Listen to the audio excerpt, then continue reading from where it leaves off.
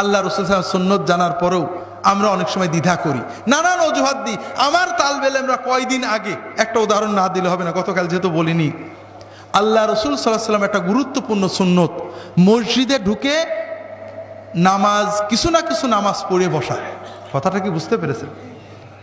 আল্লাহ রাসূল সাল্লাল্লাহু আলাইহি ওয়াসাল্লাম বারবার বলেছেন, ইযা দাখালা আহাদুকুমুল মাসজিদা ফালা ইয়াজলিসান্না হাত্তা ইয়ারকা রাকাতাইনি।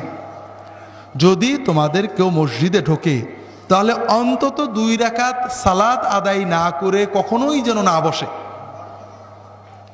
রাসূলুল্লাহ সাল্লাল্লাহু আলাইহি ওয়াসাল্লাম জীবনে পাবেন না, সাহাবীগণের জীবনে পাবেন না, তারা মসজিদে ঢুকে কিছু না কিছু সালাত আদায় না করে বসেছেন।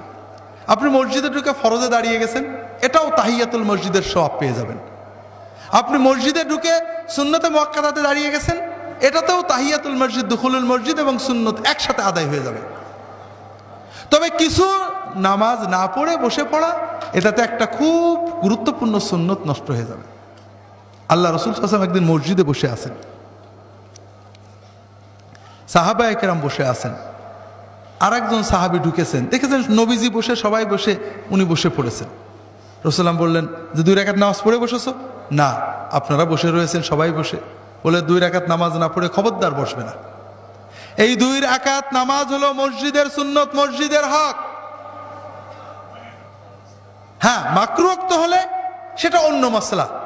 যখন একটা মুস্তাহাব একটা মাকরুতে কন্ট্রাডিকশন হয় তখন অন্য একটা উসুল আছে, কিন্তু সাধারণভাবে মসজিদে ঢুকে 2 রাকাত নামাজ পড়া রাসূলুল্লাহ সাল্লাল্লাহু আলাইহি ওয়াসাল্লাম নির্দেশ। এই নির্দেশের ন্যূনতম যে এটা একটা মুস্তাহাব সুন্নত, এটা আমাদের সাধ্যমতো পালন করতে হবে, ওয়াজিব না হোক। অনেক ফকি ওয়াজিব বলেছেন। এখন আমি আমাদের দাওরা হাদিসের ছেলেদেরকে কথা প্রসঙ্গে এইটা উঠেছে। এখন আমাদের ছেলেরা অনেকেই তো খতিব, জুমা পড়ায়, বলে হুজুর এই যে বাংলায় আমরা ওয়াজ করি, বয়ান করি, যদি লোকেরা ঢোকে আর নামাজ পড়ে তাহলে বয়ানই তো নষ্ট হয়ে যাবে। কাজেই বলে দেয় আর কেউ সুন্নতের নিয়ত করবেন না, পরে সময় দেওয়া হবে, বলে না। আবার অনেক মসজিদে লাল বাতি জ্বেলে দেয়। খুব ভালো করে শুনুন, এগুলো কোনোটাই সুন্নত নয়, সুন্নতের খেলাফ। এটা ক্রমান্বয়ে বেদাতে পরিণত হবে, হতে বাধ্য। সুন্নতের ব্যতিক্রম যতই জায়েজ হোক, যত নেক নিয়তে করা হোক, ক্রমান্বয়ে বেদাত হবে। কিভাবে হবে? খুব ভালো করে শুনুন। বিভিন্ন মসজিদে লাল বাতি দেওয়া হচ্ছে, ঠিক না? কিছুদিন পরে যদি কোনো মসজিদে লাল বাতি না দেয়, লোকেরা বলবে দেখো এটা কেমন মসজিদ, লাল বাতি নেই, ঠিক না?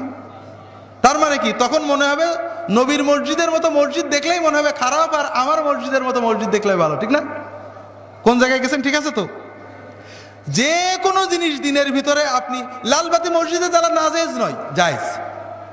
প্রাথমিক পর্যায়ে এটাকে আমরা নাজায়েজ, বেদাত কোনোটাই বলতে পারছি না, কিন্তু এটা এক পর্যায়ে বেদাত হতে বাধ্য।